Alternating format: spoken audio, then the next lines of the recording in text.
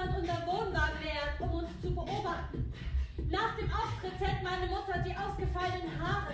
Das ist sehr wichtig. Sie geben darüber Auskunft, wie die Nummer verlaufen ist. Ob meine Mutter genügend Vitamine hat und ob sie nicht zu dick ist. An den ausgefallenen Haaren können wir die Gefahr abschätzen.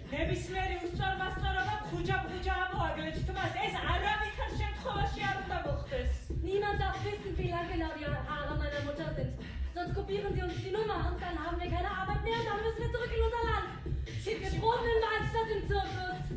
Circi pamparebiani dasasruli setile sanșinelia. Როგორც ჩემი ბრმადაწავის ოპერაცია. ცირკში მსახიობები გამოდიან მწკრივში, დგებიან და ხელს იქნევენ. Mein Vater ist so berühmt wie der Präsident von Amerika. Er ist Clown und Bandit und Akrobat, der große Tandarika.